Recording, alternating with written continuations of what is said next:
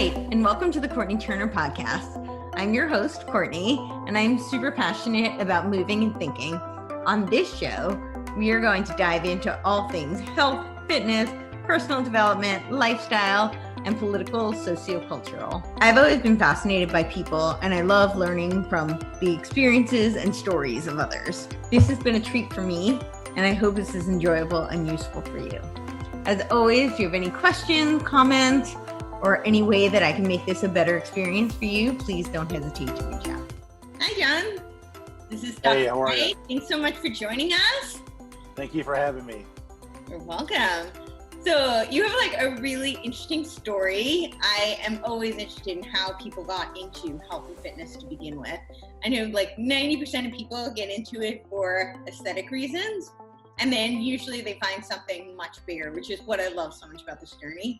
So I always love hearing like what sparked the interest, and you now have a PhD in it. So you have lots of knowledge, lots of experience. I love the information that you share. Thank you. You're welcome. And what I really love is that your ability to bridge kind of this scientific knowledge with this like very, real life experience working with athletes and coaches. Right. So yeah, tell us a little bit about where that started. My story is a little similar to most people's. In the current state of affairs, both within just, education, a lot of people just kind of come into the exercise science and sports performance world because, they're an athlete or they like to exercise and they, see this major like, oh yeah, I like to do all that. So I'll just major in it. It was a little bit different for me, at least at first. We were always active, as kids. I was a multi-sport athlete, baseball, some martial arts, you played tennis. And I was a swimmer, for a number of years.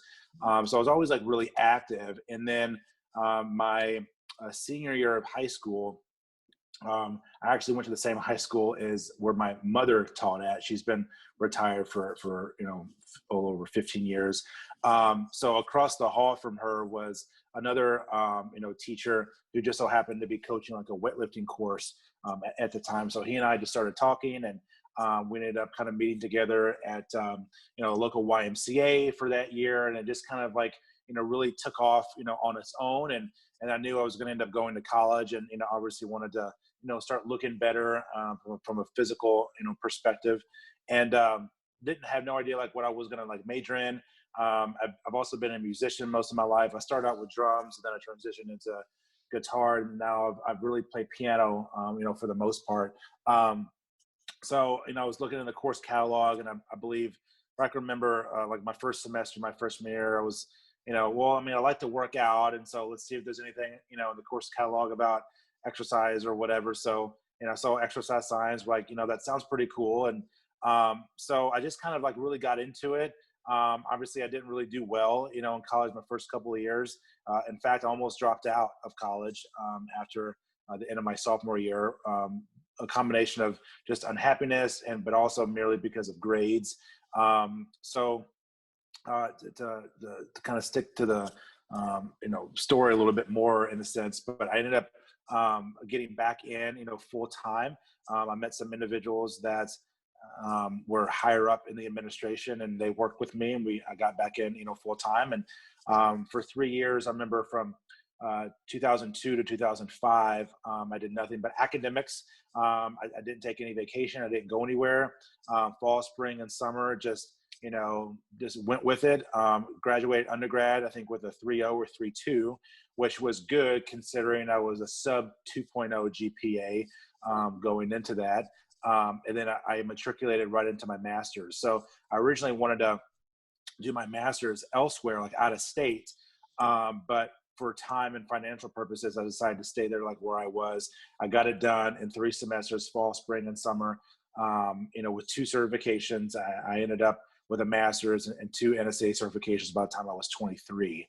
And then I knew I wanted to go try to get a doctorate because I wasn't like into the industry at that point in time. It would be like, many years before I was really doing the things that I'm doing now. But I tried to think ahead as much as possible. And I knew that the industry was going to continue to grow, both either educationally, academically, and even within the private sector. So I decided to go do a doctorate because I knew, like, I originally wanted to just teach college, but I knew you had to have a PhD for that. So coming from somebody that I hated school, all throughout childhood, I didn't like to read, I hated to write, and I ended up getting a full scholarship to University of New Mexico for a PhD program. And so that's where I got my doctorate. I got my doctorate in exercise phys with a minor either in physiology or research. I think it could have been a double minor. I don't really remember, but just because of course transfers and stuff. Yeah. And so that was a really very challenging time. And there was a lot of ups and downs, with that.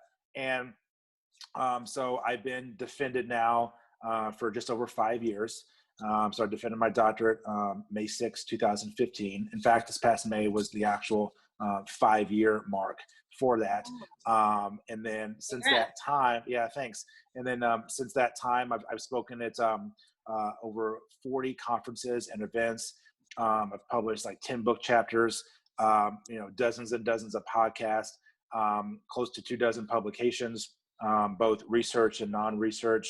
Been on various, masters, committees for other students, went to other conferences, networked, been in all kinds of fitness and strength magazines online, Wall Street Journal twice, Women's Health, Oxygen, all that stuff. So it's really kind of taken on a life of its own, and it's grown significantly, since that time.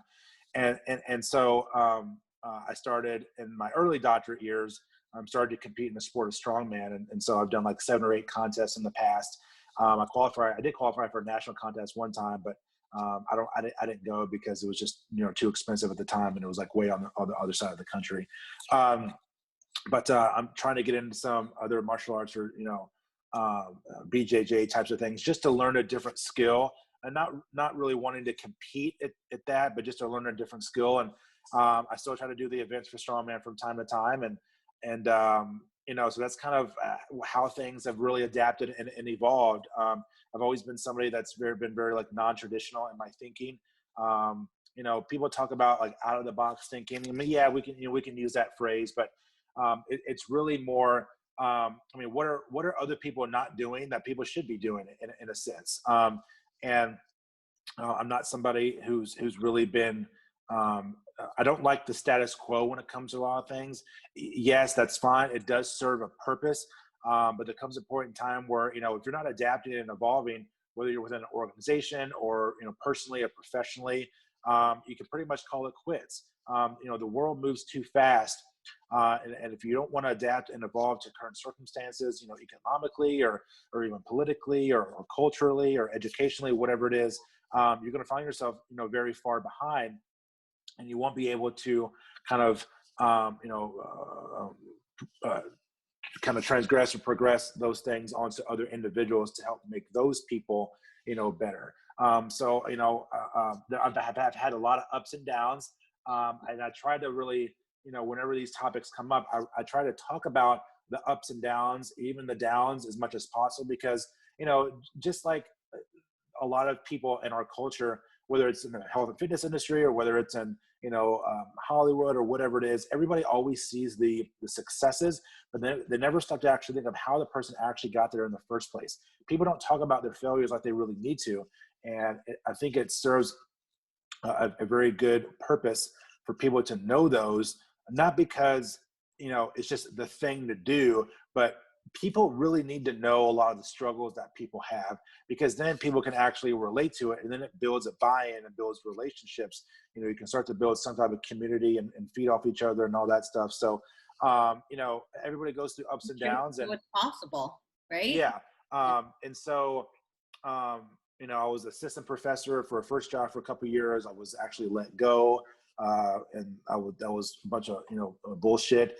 And then I ended up taking a job at a location that I wasn't really happy with, but I just needed to, have another job at the time and have some income. And then a little over 2 years ago, I was very unhappy where I was. I mean, I was traveling during that year from fall 17 to spring 18, because I was speaking a lot and going to, other conferences.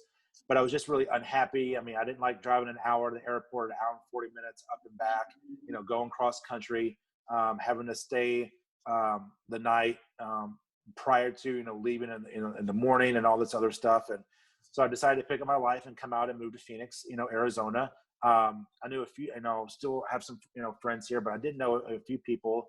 And then I ended up getting a position here at GCU as a faculty member. And, so I've been here teaching over 2 years. And then I decided to I want to do more private sector things. So I started a website, started my own LLC, created a logo. And the logo I've had that since the beginning of earlier this year, and started the website, last year. And I actually started building a website in, early spring, 2018, but just kind of sat on it, for a little over a year. And then once I started posting like more regular content on social, then I started to finish it and executing on it. So, that's been done. And then I'm trying to get a book contract for human kinetics. That's been pretty slow. I do know the acquisition editor. Pretty much every year for the last 3 years, I've written like 1 or 2 book chapters. Last fall, I wrote 3, one of which was for NSCA. And I've always been pretty involved with that organization. I've spoken to like 16 or 17 of their conferences, been on a lot of their committees, a couple of special interest groups, and been published in all their journals. Always been involved with them. Really good organization. And then I ended up writing a couple of book chapters for another well-known fitness organization. That comes out either December or January. Then the NSCA chapter comes out next May or June. So it's always been pretty busy. I love teaching. I like working with the students. I did a publication last year, with a student. Awesome. And I like teaching because it helps me maintain the skill of teaching. Maintains the interactiveness, if you will, and the engagement with a crowd, and keeping them as informed as I can with what's going on in the current state of the world, whether it's in the private sector or in education, and what's actually going on within the framework of the industry, because they don't really get that with anybody else. The other schools I was at, I was pretty much the main person that knew what's going on in the industry, speak at a lot of places, do stuff on social. And most, people, and it's nothing against anybody, personally, just kind of like the setting of the environment.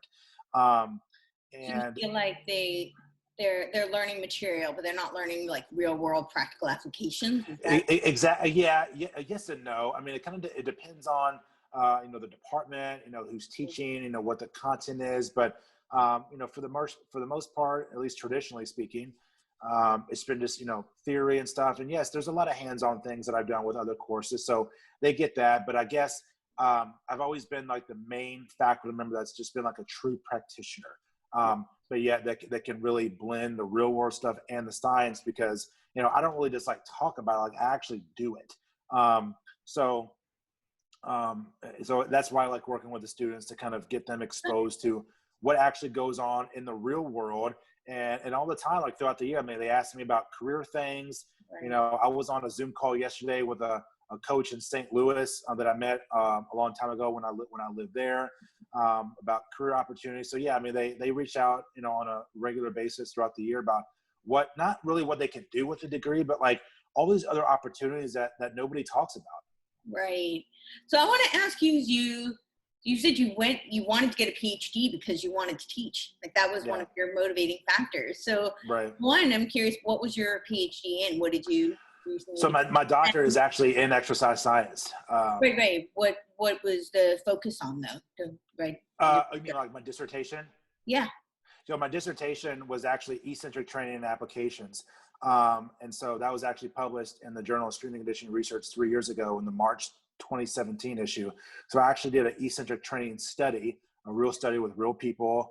And it was the training period itself was a total of 4 weeks, but the amount of time to actually do it was about 4.5 months.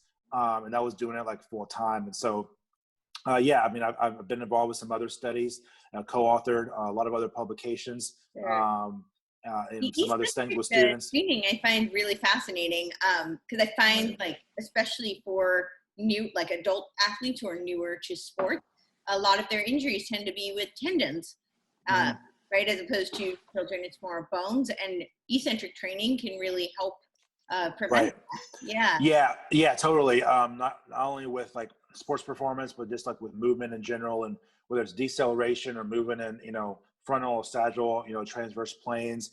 But it's a lot of really a lot of benefit with the clinical population as well, the elderly, to decrease risk of falls and fractures and maintain eccentric power output and eccentric strength, especially as the person gets older. So I'm in the slow process of trying to do a big review article for a big journal about this, but something I want to do for the last like 4 years. And it's just like, it's just a very slow process. And, luckily, I've been getting up a little bit earlier so I can hopefully start a little bit more, but yeah, that's kind of, like I said, I like teaching, but it's really underrated eccentric training. So. Yeah, it is. Yeah. But I like doing stuff in the private sector.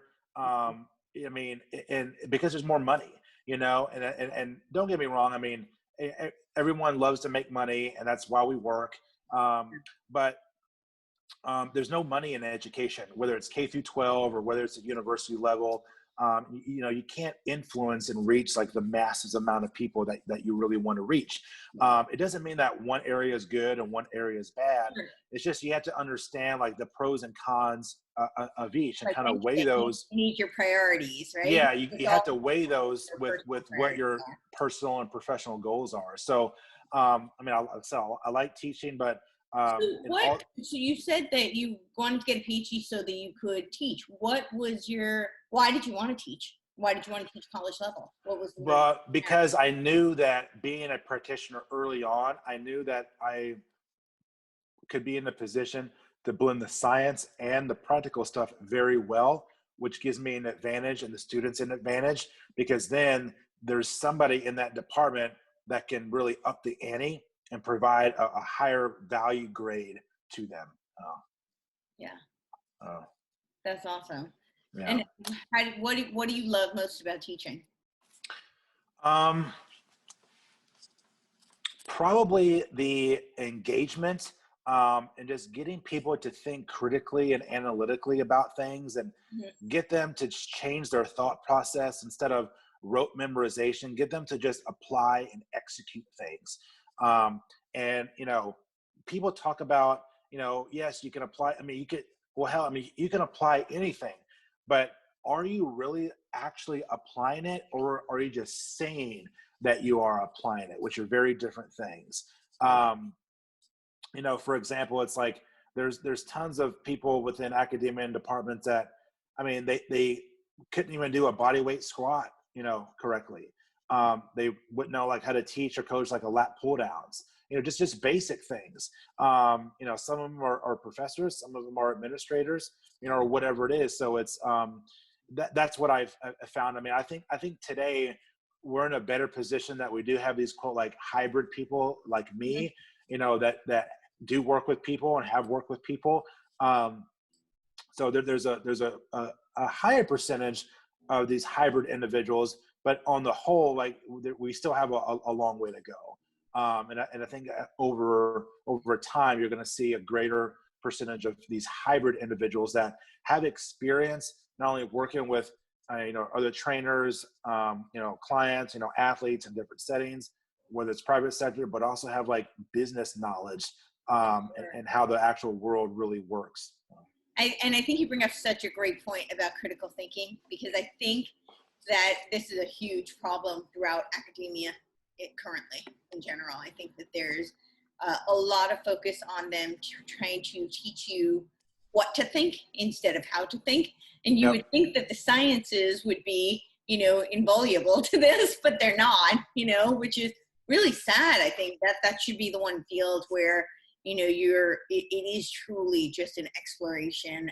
That is the definition of the scientific method, is you are exploring, but instead it's become kind of like many of the other fields of academia where they're and I tell students, it's like, I call it the what box. Basically, if you draw like 4 squares, square here, square here, it's like all of them want to just connect each box and leave nothing, and the middle is actually open. So I call it the what box, but what I truly try to get them to do is actually fill that space with the whys and the hows. Like think about why things happen and how things happen, because the what's kind of are like, like a straight line. It just gets you from point A to point B, but imagination will take you everywhere. Yeah, totally. Totally. Yeah. What, so when you work with your students, do you try to get them to really apply both like the physical? I talk a lot about mind-body connection. One of the things, I'm a very heady intellectual person, but like movement is such a huge part of how I learn. I think that it integrates the mind and body, and you can't, and if you're studying movement, which is essentially what exercise physiology is, then, to me, it doesn't make sense for it to be only in theory. So do you work with them and really? Yeah, so it depends on the class that I teach. Like if I'm teaching like sports performance lecture or really lab, we go through a whole host of material, and oftentimes I will do the demonstrations myself or do different movement patterns to get them to kind of visually see what actually happens. I can tell you, it's gotten worse in terms of this particular context, but a lot of the students, a lot of them either don't exercise or don't move very well. And some people just, it's kind of sad. If I were running the show, I wouldn't accept any students unless they go through some type of like, physical performance test. I have to do so many, body weight push-ups or whatever it is. I know could be a little bit facetious, but if you're going into a major that requires you to be physical of some kind, it doesn't matter if you're going to physical therapy, because I've stated this like a million times. If you don't know, then you can't show, right? So if all you know is bicep curls and bench and rows and just straight up bodybuilding stuff, or traditional things that you learn in the physical therapy program, that's all you're going to be giving to your clients or your patients. And so that you really limit not only the critical thinking process, but you don't really expand your mind to newer thought processes and areas that could ultimately grant you your ability to be a more effective coach or trainer or even educator. Yeah, absolutely. Absolutely. So you talked a little bit about the, education sector versus the private sector business ventures. So how do you're saying that the business world is very enticing to you. Where do you see yourself moving in that? Really just, helping other companies out, whether it's organization. I've done some consulting with some other companies. I do have a partnership with Under Armour. So hopefully, we continue to kind of move forward, with that in any way, shape, or form. Obviously they've taken a big backseat and had a lot of financial issues really this year just because of the COVID stuff, along with other, millions of other companies and businesses. So, they're not an exception, but, stuff like that. I like to get involved with them, somehow. I do have some distant contacts that can potentially get involved with, but a lot of the biggest differences between like education, academia, and business is that the business world moves pretty fast, for the most part, whereas education, academia move really, really slow. It's not like you have more people involved. You probably have the same or equal amount of people involved on both sides. But it's funny because universities, and I know it sounds like I'm shitting on university, but I'm not. Like, I'm just providing insight to people that may not see the bigger picture, right? There's pro and con to every job. There's pro and con to universities or private sector stuff. There's pro and con to everything. But universities are a business. They're business. They're out to make money. And I've heard some people call it a multi-million-dollar businesses disguised as learning centers. That's just kind of how it is.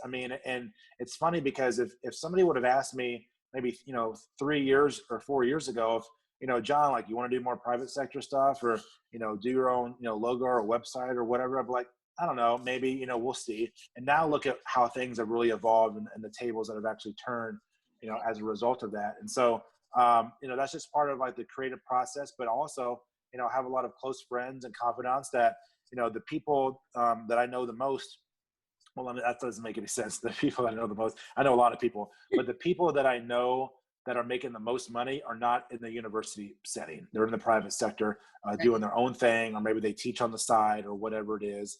And everybody's lost money this year because of all this stuff. I mean, I've lost a bunch of money, and so we're now in the process of trying to, regain some of that, and looking to do some of my own webinars here, pretty soon. Go ahead.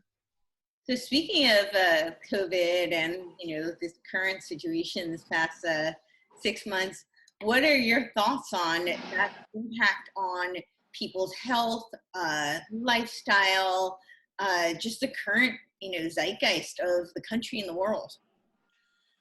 I know that was a really simple question. Give me like 2-word answer. Yeah.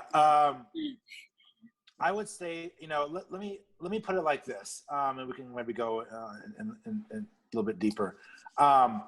Obesity is a multi-layered problem, and obesity kills over 300,000 people a year, and nobody talks about it. I mean, if we do, it's at conferences, it's on social. There's thousands and hundreds or thousands of papers written about it every year, but from a economical, or say cultural, financial perspective, social cultural, nobody does shit about it. And cancers, various cancers kill over 600,000 people a year, and same thing. I mean, it's unfortunate, it's sad. I don't wish harm on anybody, but it ultimately comes back to how well that you take care of your health. And all these problems, and they absolutely relate to COVID, because we've seen here just recently, I believe they updated it back in June, but it really didn't get more mainstream till early August. When the CDC updated their deaths and the percentages of the individuals who actually died from COVID itself, over like 100, now it's like 200,000, but it was like 180,000 something deaths. 6%, which is around 10,000 or less than under 10,000 people, actually died from COVID. The rest of the 94% had at least 2 or 3 other comorbidities and pre-existing conditions, all of which can be directly traced back to your, lack of moral conscience with your health and the way that you actually take care of yourself. And it costs billions. Like, we're not talking like a couple $100,000, billions of dollars every year that people waste on all these stupid ass healthcare products, obesity. And it's like all these guidelines. I remember years ago, you may remember this. This was like probably throughout the 90s, and even like early, like, mid 2000s, like ACSM, they would recommend everybody get, 30 minutes of exercise, 5-6 days a week. And then like a while later, they updated to like an hour. Well, that's fine and everything, but if you're not getting 30 minutes, how are you going to get an hour? Yep. So, I mean, guidelines are fine, Sure. from a political and liability, perspective, but it ultimately comes down, to action. I mean, it's ridiculous. I mean, it really is. It's like, these are the things that we really need to be tackling and talking about. And I have a sneaking suspicion that they're going to come up within the next term of the presidency. Yeah. And that's something I would love to ask your opinion on. I think that there is, I think some of this lack of personal responsibility in people's health is very indicative of a sociocultural phenomenon, like that is much more macro scale that, is happening in other arenas.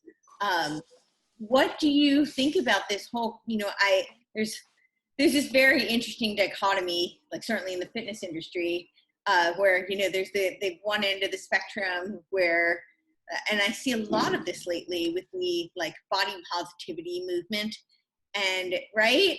And I personally don't support it. I'm not a fan of it at all. I think it's quite detrimental.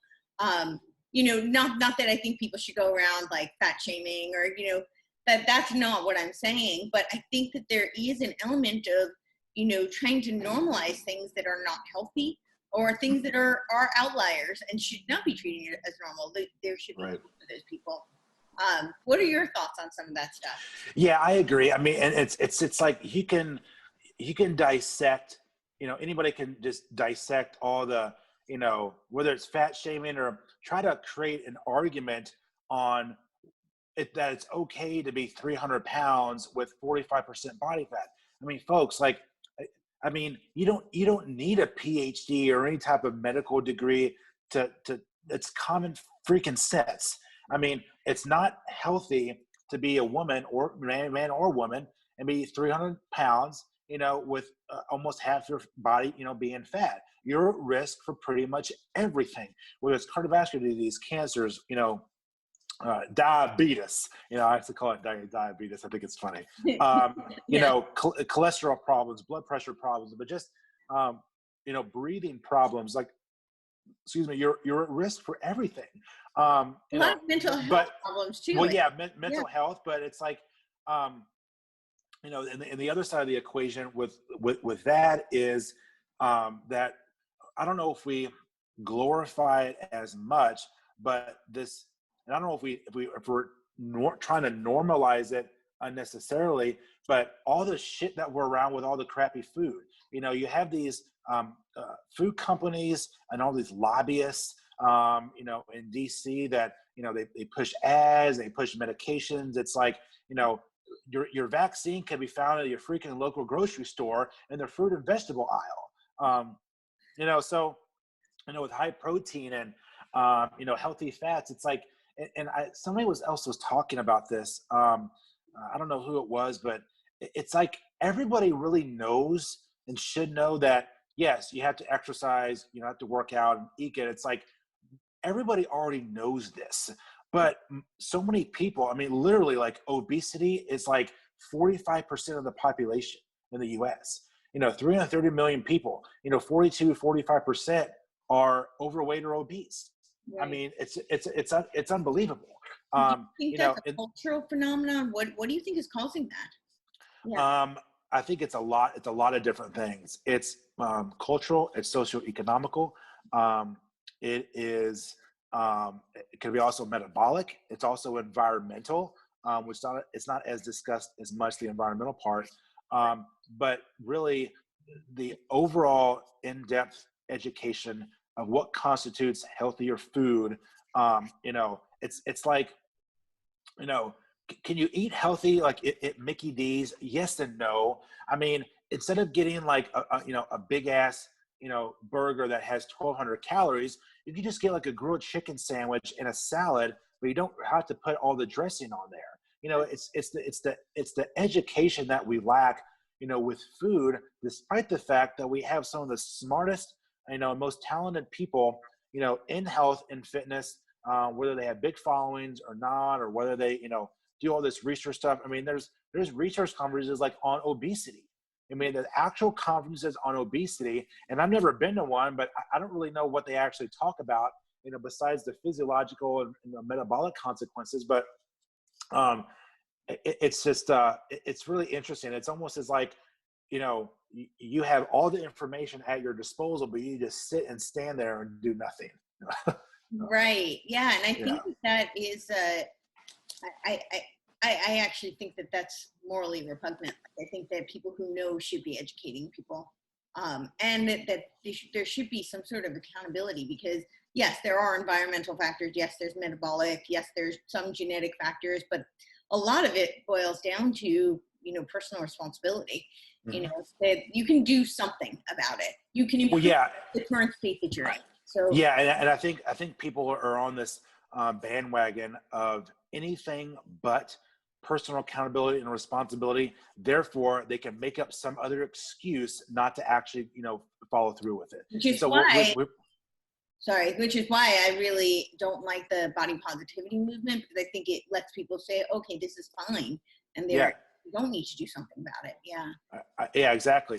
It creates unnecessary room for a bunch of excuses. And then people think it's okay to be, a woman who's 250 pounds and they can wear like a swimsuit and be on the cover of something. It's just, it's not, I'm not saying that, you have to be, everybody needs to be a famous supermodel, but, genetics does play a part, of course, but you know what? It's like, people can be dealt with less than optimal genetics and then actually like really work hard and achieve what they really want. I mean, I'm kind of the same way. I mean, I genetically have a little bit more body fat, in the chest area and midsection versus other parts of my body. But like anything else I've had to do, I always have to fight for every inch, for every mile. I always have to work 2 or 3 times as hard than the next person. So it's just that kind of the way it is, with individuals. But I hopefully suspect that will often change or will change in the coming years, because if it doesn't, you have to start doing stuff now, because it has gotten progressively worse since the 90s. Every decade since the 1990, every single state, especially in the South, lack of money, lack of resources. Every state is, except for like the West Coast, whether it's, New York or here in Phoenix and Arizona or California, it's like, overweight and obesity has just skyrocketed to heights we've never seen before. And it's scary because it directly affects health insurance. It directly affects, the types of food. It trickles down, to the economy. It's a burden on the economy. Absolutely. So that brings me to my next question. So I love you do these quizzes on social media. If you're not following, absolutely should. Dr. J. Mike on Instagram. He does these quizzes with all sorts of great, like, scientific, questions, and I love them. And then he ends with some sort of historical, economic, or political science question. So clearly you have an interest there. Yeah. And I'm really curious about that journey as well. Why is a, fitness specialist, posting about political climate? Why is anybody posting about political climate? Right. So it's, what's interesting about that is, and I'll be honest, I was a Democrat and a registered Democrat for a number of years. I voted for Obama, first term. And I think that's pretty typical of most young people, especially, in college, or whether in you're all through your 20s or even, 30s. I mean, there's really no like age separation of, you go from like a Democrat to now all of a sudden, okay, like now you're 40, now you're going to be like a Republican. It's just, there's people like in their 50s, 60s, like, they've been Democrats their whole life. And, you ask them questions and their typical response is, well, I've just been that way like my whole life, or my friends are, or my family is. And it's like, they have no evidence to the contrary, and they can't really provide any type of merit to their answer. So, I wasn't a far lefter, but I was, middle left, or kind of, center left. And, because I was younger and I really didn't understand, and this was like during my PhD and even after, I'm not far right either. But I'm not far left. I'm kind of, I'm definitely, conservative. I'm fiscally conservative. I believe in smaller government. I believe in lower taxes. I believe in getting rid of the payroll tax.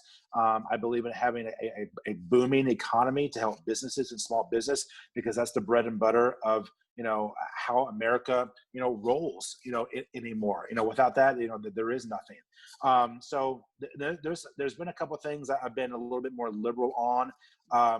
I used to be pro-choice, and now I've switched to pro-life, because I really didn't, a long time ago, really up until like recently, I really didn't know a lot of the history of, pro-life. And in some ways, like, I understand, my body, my choice, but people don't seem to realize that, you're killing like an embryo, you are killing like a human fetus. You're, it can be murder in a sense, legal or, bless you, legal or not. It's just, that's what you're really doing. So, I've always been conservative in ways, and some things I was a little bit more like liberal on. But I tell you what really took off for me, and I did vote for Trump, because nobody likes Hillary, crooked Hillary, Killary. and she was a horrible candidate. And I was a little bit skeptical of Trump at first, but over the last several years, it's like, damn, I mean, this guy is just taking care of business. I mean, he's been probably the best president we've had probably since Ronald Reagan, and Reagan was a two-term Republican. And I was obviously really young during that time. But what really took off for me actually occurred over the course of the last 7 to 8 months of this year, because during like the lockdown, it's like, okay, like, what do you do? I mean, my social media kind of wasn't growing, nearly as quick, so I took some time to kind of read up on, stuff with history, or, whether it's Black America or the economy, or, just familiarize yourself more, with constitutional facts and historical facts in the U.S. And I'm not going to ever, run for office or anything. I probably will in my industry for certain organizations, in the future. But what really kind of did it for me was just knowing more and digging in more about the history and facts, and kind of like, well, wait a minute, the fake news media is saying this, but this is what's actually like, really happening. Because really, like, if you look back in the 80s, 70s, 80s, 90s, even early, mid 2000s, there was no social media. People just read newspapers or listen to the radio or just watch and believe whatever it is on TV. Now it's like you have all these social platforms, and of course, they have censorship out the ass right now. And you have not only more information at your disposal, but you have this huge conglomerate of like digital soldiers that are out and are putting out information that the mainstream media is never discussing. And that's how people, I mean, obviously Trump can't do it by himself. So, we have these digital soldiers with all these other individuals that are actually, spitting truth. And it has really transitioned very nicely, but also heavily with all this other crap that's going on right now. Yeah, no, absolutely. So you feel like your views have very much shifted in these past 8 months? More so. Yeah. And it's like, now that like you have a small business, and people that do have small businesses, they tend to be more conservative. Most Blacks by nature are typically more conservative. That's just kind of their nature. Especially if you have, families, you got kids, you own a restaurant or own some type of small business. I mean, I really don't know a lot of business owners where they have restaurants, or if they're in New York or California, that are okay with paying high taxes on their business, because it's going to affect, not only the profit share, just the revenue. They have to pay out insurance or whatever it is, all this overhead. I mean, yes, there are business owners that are liberal, but those tend to be like in the higher upper echelons of like the millionaires or billionaires. But Jane or Joe Smith that runs a local pizza shop, is likely going to be, conservative, because they don't have, enough capital, to do that. You look at the way that small businesses is run now, even, pre-COVID, we had the best economy that we had in, probably ever. A 3.2% GDP across like a $22 trillion economy, lowest unemployment across the board with every, major index of individuals, lowest unemployment across the U.S., lowest Black unemployment, lowest Hispanic, Latino unemployment, lowest disabled unemployment, across the board. It was everywhere.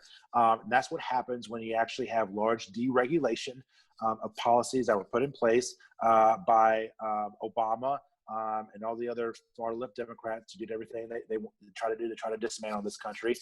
When you have high tax, when you have large regulation, when you're trying to operate or, get capital for a small business, you cannot.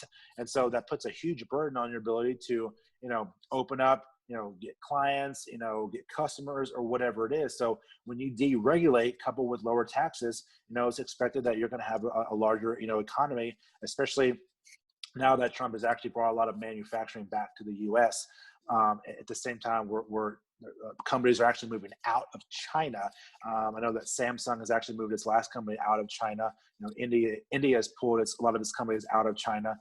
So the supply chain has actually been deregulated from China, because of Trump, and because in the years prior, this country was almost like owned by China. I mean, they a lot of our jobs and companies, went overseas because of bad policies. And I will say in the past that a lot of the traditional Republicans, they also had bad policies. So it's not just Democrats; it was Republicans too. Politicians are politicians, sure. Yeah, I wasn't a huge fan of George Bush. Bush 43. But I certainly wasn't a fan of Obama, especially second term.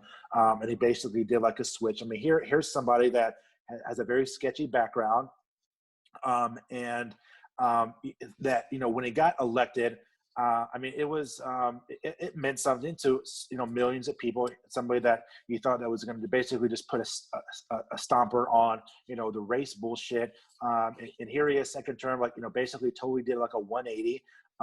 And most people don't really know this unless, and I'm almost 40. Actually, I'll be 39 in January. But most, do what? I'm January 15th. I'm the 25th. Yeah. Awesome. Aquarius. Most people don't know this, especially if you're under 30. But I mean, I wasn't a huge fan of Bush 43. But during his presidency and his era, I mean, there was no BLM, there was no Antifa, there was none of these, nationwide race wars and riots and burning down city blocks. There was none of that. Like you had your occasional riot or whatever it is, but like it wasn't this coordinated effort all across the country. All that stuff started during the Obama presidency.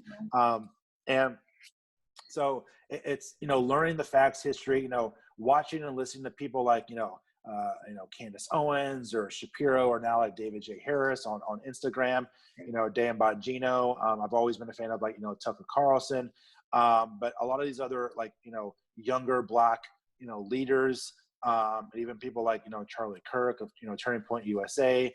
It's just, it's interesting because I always like politics in a sense, but because of what's happened this year, it's like you were not forced to know and learn more about it up until this year.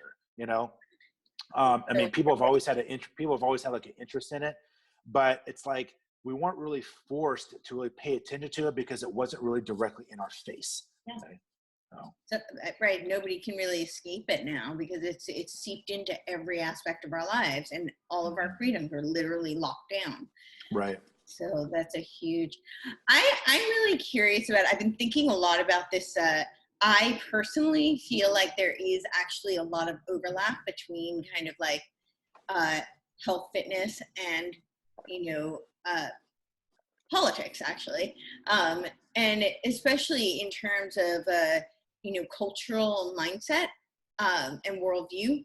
There was a study that was done a few years ago about how, and this is more true for men than it is for women, but like athletes tended to be more likely to be conservative, and which I thought was kind of fascinating. But I think it makes a lot of sense from the aspect of like what we were talking about before in terms of personal responsibility and work ethic and freedom, because I think that there is a sense of when you have autonomy, along with freedom comes responsibility.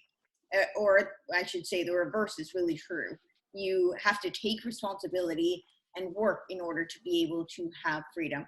And I think it's the reason that a lot of people choose not to. They choose to be controlled, and they choose to be taken care of, and they're willing to sacrifice some of their freedoms for that. And I think there's a huge, repercussions for that are, when it comes to health and fitness, when you decide to just put it in the hands of, blame your genetics or, whatever the government or whatever you've been told is, and you don't take any responsibility for your health.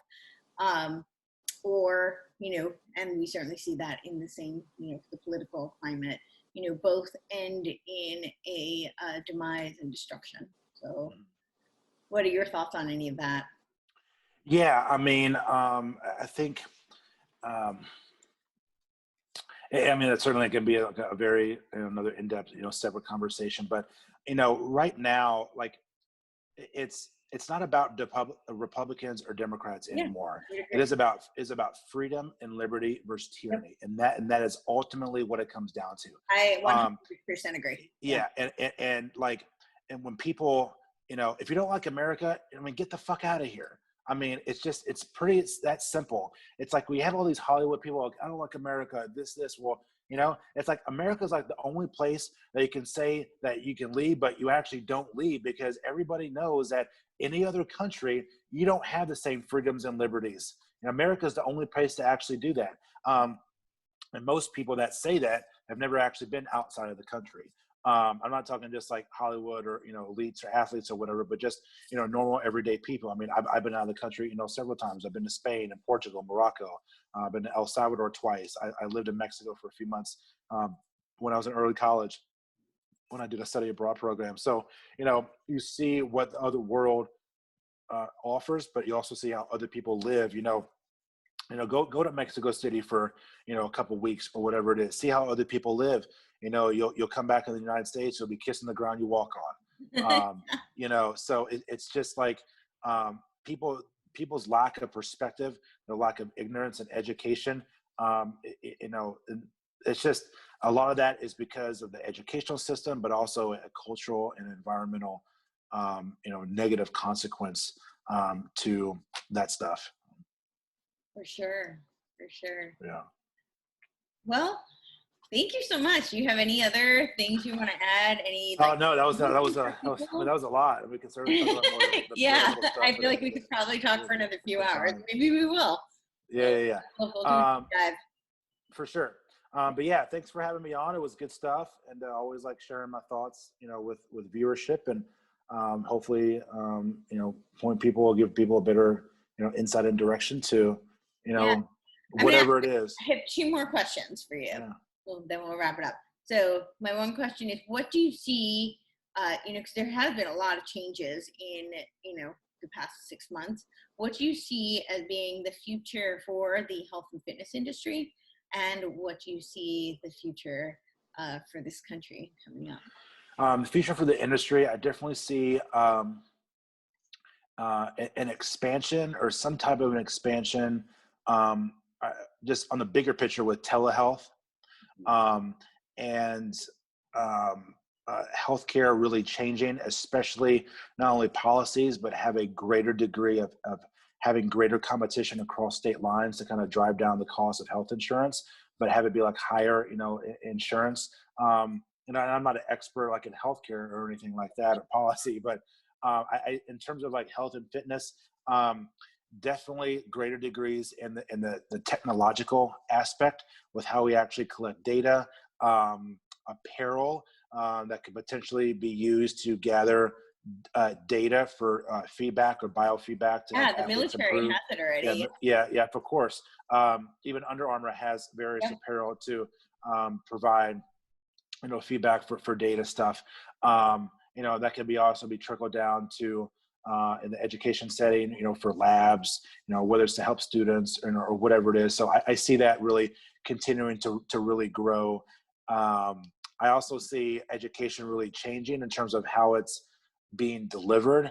I don't know. There's going to be a lot of changes to education in the next couple of years, mainly because of what's happened with the COVID stuff. And I don't really, I can speculate, but like who really knows for sure. But it's probably going to be a combination of good and bad. Right. Yeah. So, but for the country, I would say that this is the most important election that anybody's ever going to face in their entire lifetime. I thought 2016 was pretty important, but I would say that this is even more important. I think I believe wholeheartedly that Trump is going to get reelected, but it could likely be contested. And it may go up to the Supreme Court. Hopefully it won't go in that direction, because I think there's going to be a huge red tsunami coming, November 3rd. Even to November 4th.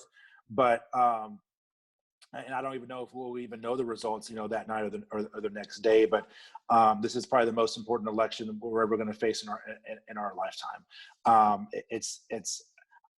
I would never expect it to be what it is, today, and I don't think really anybody did. And this country would never be a socialist country. There's the people of this country will revolt and turn it into an absolute American revolution.